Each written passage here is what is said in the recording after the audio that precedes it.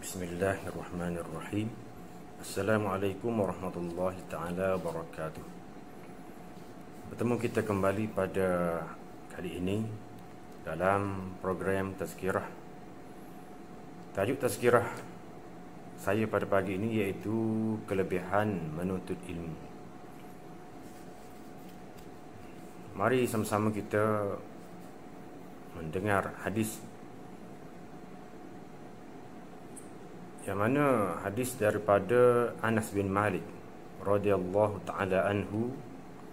Rasulullah sallallahu alaihi wasallam bersabda, "Talabul ilmi fariidatun ala kulli muslim, wa inna talibal ilmi yastaghfiru lahu kullu syai'in hatta al-hitanu fil bahr." Maksudnya, menuntut ilmu adalah fardu ke atas setiap muslim, dan sesungguhnya seseorang yang menuntut ilmu, maka dia akan didoakan keampunan oleh semua makhluk, termasuk ikan-ikan di lautan. Para penonton sekalian, daripada hadis ini kita dapati bahawa menuntut ilmu adalah satu tuntutan, adalah satu perintah daripada Allah Subhanahu wa taala kepada kita, supaya kita menjadi orang yang mengetahui, orang yang berilmu, orang yang berilmu pengetahuan.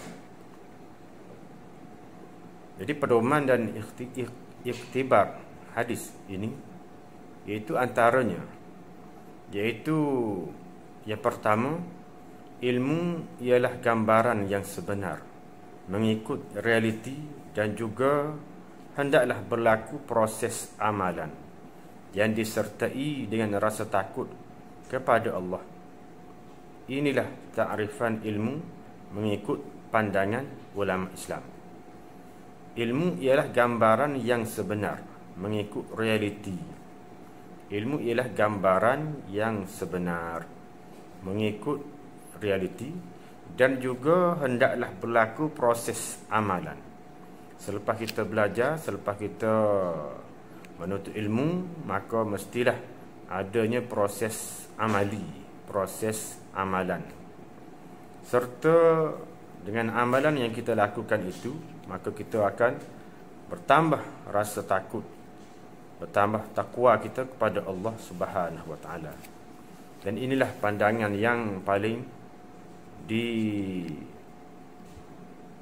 oleh para ulama Islam. Iktibar hadis yang kedua, saudara-saudari sekalian, ketahuilah bahawa ilmu itu lebih utama daripada amal ibadah. Amal ibadah tidak diterima kecuali daripada ilmu yang sebenar. Sebagaimana kata Ibn Ruslan dalam kitab Zubat, menulis syair yang bermaksud, "Wa kullu amalin bighairi ilmin fa'amaluhu mardudatun la tuqbalu." Setiap orang yang beramal tetapi tanpa ilmu, tanpa belajar, maka amalnya ditolak dan tidak diterima. Jadi sebelum kita melakukan apa saja amalan, terutamanya amal ibadah, amal fardu, amal sunat, maka semestinya, sewajibnya kita mengaji dulu, kita belajar daripada guru-guru yang mursyid, guru-guru yang berkepakaran, yang berkemahiran, iaitu ilmu yang sampai, yang berterusan, yang berturutan sampai kepada Rasulullah sallallahu alaihi wasallam. Yang ketiga, kata Al-Jahiz, yakni Al-Jahiz berpesan supaya banyak membaca agar dapat mengusir kesedihan, dan kamu rasakan agar dapat mengusir kesedihan yang kamu rasakan. Beliau berkata, buku adalah teman yang tidak boleh mengusirmu, sahabat yang tidak menyesatkanmu, dan sahabat yang tidak memberatkanmu. Buku adalah seperti orang yang tidak dapat meletihkanmu, tetangga yang tidak membuatmu kesal, sahabat yang tidak ingin mengeluarkan apa yang kamu miliki dengan rayuan, tidak memperlakukanmu dengan tipu daya, tidak menipumu dengan kemunafikan, dan tidak memperdayamu dengan pembohongan. Al-Jahiz merupakan seorang ulama, dan beliau juga adalah sastrawan. Beliau menyatakan tentang kelebihan buku ataupun kitab. Di dalam buku, dalam kitab itu banyaknya ilmu pengetahuan, yang mana dia merupakan sahabat setia kepada kita. Tidak seperti manusia, yang mana manusia ni ada berbagai-bagai ragam, berbagai-bagai macam. Walaupun rambut hitam, tetapi hati berlainan. Itulah iktibar daripada hadis.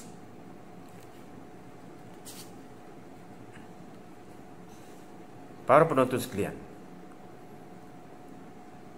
di dalam dunia Islam ini ada ramainya tokoh-tokoh ilmuwan Islam, yang mana tokoh-tokoh ilmuwan Islam ni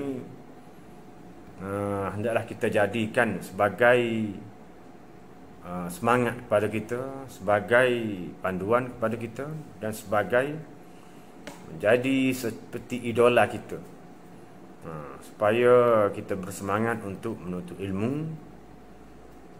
berterusan dalam mempelajari ilmu pengetahuan. Rasulullah SAW telah bersabda, "Utlubul ilma minal mahdi ilal lahdi." Tuntutlah ilmu daripada buayan sehinggalah ke liang lahat, sehingga kamu mati. Di sini ada beberapa orang tokoh ilmuwan Islam, iaitu yang pertama Ibnu Khaldun. Ibnu Khaldun ni beliau membawa panji-panji ilmu sejarah, ilmu sains, sosial, dan pembangunan kepada manusia. Ibnu Khaldun. Yang kedua, Abu Zakaria Ar-Razi, ataupun masyhur dengan Ar-Razi, yang membawa panji-panji ilmu kedoktoran kepada manusia, ilmu tib, ilmu kedoktoran kepada manusia. Imam Ar-Razi. Yang ketiga, Ibnu Sina, yang masyhur itu, yang membawa panji-panji ilmu falsafah dan juga kedoktoran kepada manusia. Yang keempat, Syarif Idrisi, yang masyhur dengan Idrisi, yang menyumbangkan panji-panji ilmu geografi. Yang kelima, Abu Bakar Al-Khawarizmi, yang masyhur dengan Al-Khawarizmi, yang membawa panji-panji ilmu falak dan matematik. Kemudian yang keenam, Ali bin Haytham, yang membawa panji-panji ilmu sains tabi'i dan juga optik, iaitu tentang perubatan mata. Yang ketujuh, Abu Qasim Zahrawi, yang memartabatkan panji-panji ilmu pembedahan, dalam ilmu pembedahan Az-Zahrawi.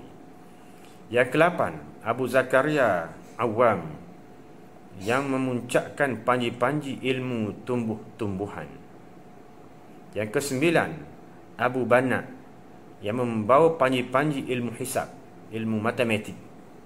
Yang ke-10, Abu Raihan Al-Bairuni, yang membawa panji-panji ilmu sejarah klasik dan kesan-kesannya, Imam Al-Bairuni.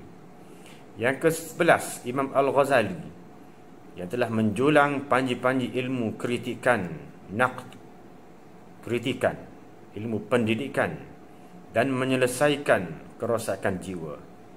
Imam Malik, Imam Abu Hanifah, Imam Syafi'i, Imam Ahmad Ibn Hanbal, yang mana mereka telah mempelopori panji-panji keutamaan fiqh dan undang-undang serta mazhab dalam Islam.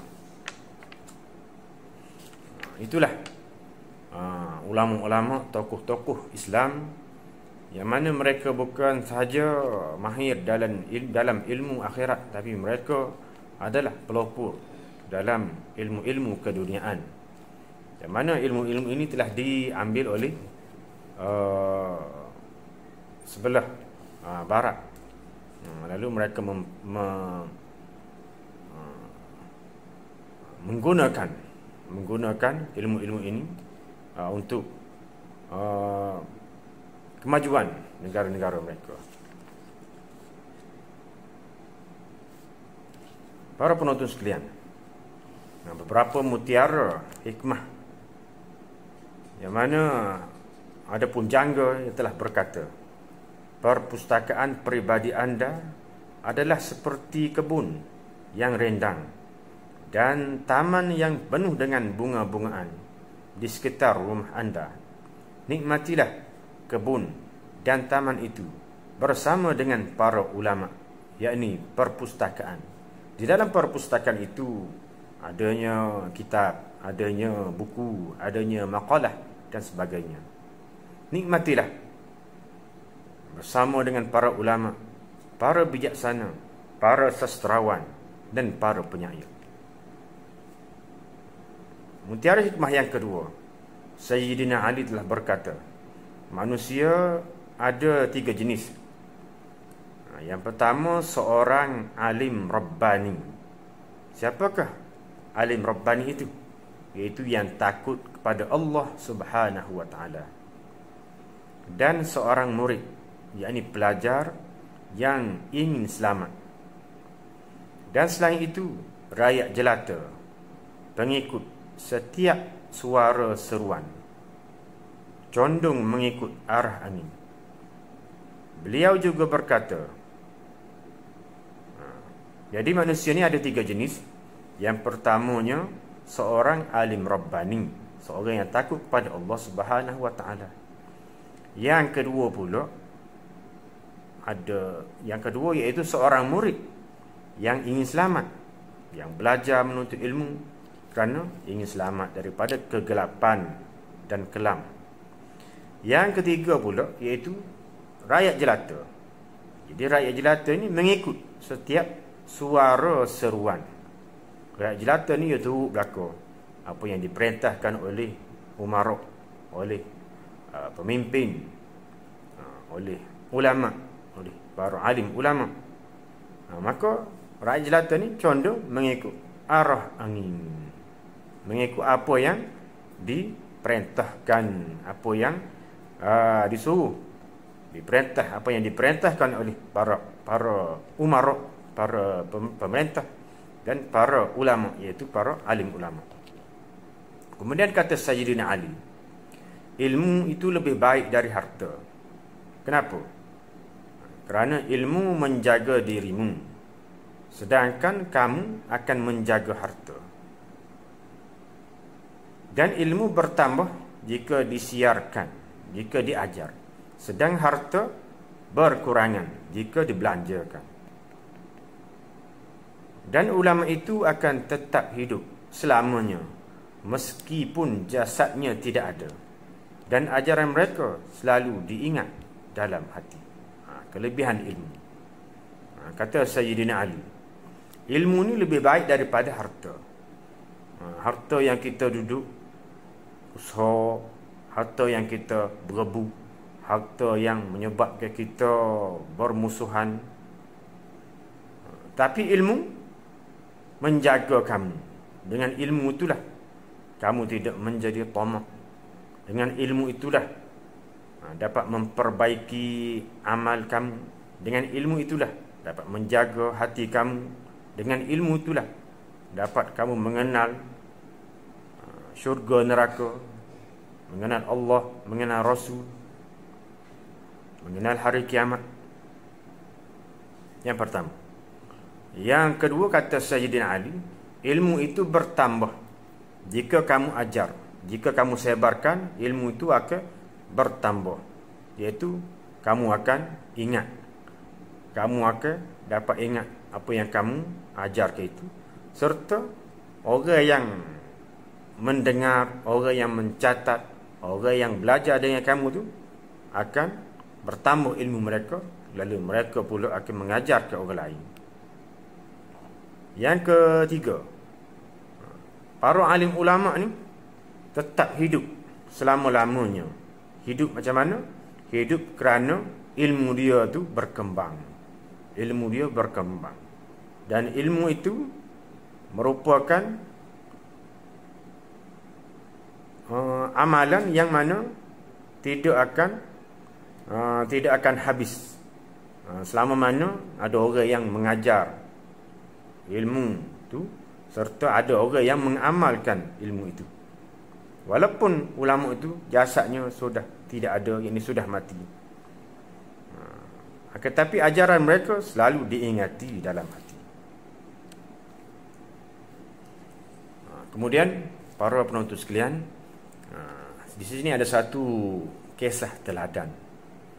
Ada satu kisah teladan, kisah iaitu yang berlaku kepada seorang wali besar yang masyhur, iaitu Syekh Abdul Qadir Al-Jailani. Syekh Abdul Qadir Al-Jailani, yang mana beliau telah sampai kepada martabat yang terlalu tinggi disebabkan kerana amal ibadahnya, ketakwaannya, kesolehannya. Maka beliau telah diuji oleh syaitan. Beliau telah diuji oleh syaitan, laknatullah alaih. Yang mana beliau bercerita, beliau berkata, pada suatu ketika saya telah ternampak suatu cahaya terang benderang yang memenuhi seluruh langit. Kemudian suatu bentuk manusia kelihatan di dalam cahaya itu. Di dalam cahaya itu. Dan lalu ia berkata, lalu bentuk manusia yang kelihatan itu berkata, wahai Abdul Qadir, akulah Allah. Dia menipu. Dia kata, dia Allah. Akulah Allah Tuhanmu. Jadi aku telah menghalalkan segala perkara yang haram bagimu. Aku telah menghalalkan segala perkara yang haram bagimu. Maka kata Abdul Qadir, berambuslah wahai syaitan. Sebaik sahaja saya mengucapkan, kata Abdul Qadir, sebaik sahaja saya mengucapkan kata tersebut, cahaya di langit tadi bertukar menjadi gelap dan bentuk manusia itu mendesir menjadi asap. Selepas itu saya terdengar seorang berkata, wahai Abdul Qadir, sesungguhnya aku telah menyesatkan 70 ahli sufi.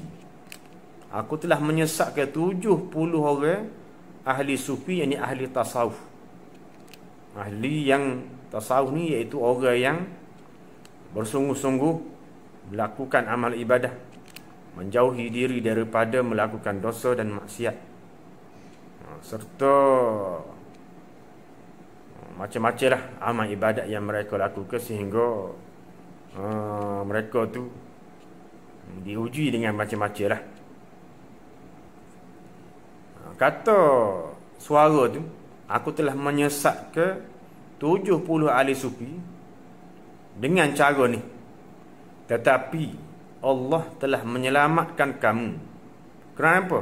Kerana apa? Sebab apa? Disebabkan ilmu dan takwamu. Mendengar kata-kata itu, saya pun membalas. Syekh Abdul Qadir menjawab, tidak, kata, itu cuma rahmat Allah Subhanahu wa taala. Jadi Syekh Abdul Qadir tak tertipu juga dengan pujian tu. Mungkin takut menjadikan dia ni bangga, ujub dengan diri sendiri. Dia kata itu cuma rahmat Allah Subhanahu wa taala. Sesudah Abdul Qadir menceritakan peristiwa tersebut, salah seorang pendengar bertanya, bagaimana kamu tahu? Jadi bila selesai peristiwa ni dalam satu majlis ilmu yang lain pula, maka Syekh Abdul Qadir menceritakan kepada murid-muridnya. Maka di kalangan murid-muridnya ada yang bertanya, bagaimana kamu tahu bahawa itu adalah syaitan? Maka ketika dia berkata, kata Syekh Abdul Qadir, aku tahu bahawa dia tu syaitan kerana bila dia berkata bahawa dia telah menghalalkan bagi saya perkara yang haram, dia telah menghalalkan perkara-perkara yang telah diharamkan. Jawab Abdul Qadir, kata Abdul Qadir, beliau selalu memberitahu muridnya. Kata Syekh Abdul Qadir lagi, beliau selalu memberitahu muridnya bahawa apa-apa amalan yang bercanggah dengan suruhan perintah Allah, maka sudah tentu itu adalah amalan daripada syaitan. Dalam hal demikian, hendaklah seseorang kembali kepada ajaran syariat, mengukuhkan iman dan melawan kecenderungan nafsu dengan bersungguh-sungguh. Apa jua yang tidak dibenarkan oleh syariat, sudah tentu ia adalah menyesatkan. Jadi begitulah tuan-tuan, puan-puan, saudara-saudari yang saya kasih sekalian, pentingnya menuntut ilmu, besarnya kelebihan menuntut ilmu sebagai panduan, sebagai pedoman kehidupan kita sehari-hari, sehinggalah kita menemui Allah Subhanahu wa taala. Maka tingkatkanlah ilmu kita, sama ada dengan belajar, sama ada dengan membaca, serta bertanya kepada guru-guru yang mursyid, agar kita menjadi hamba Allah yang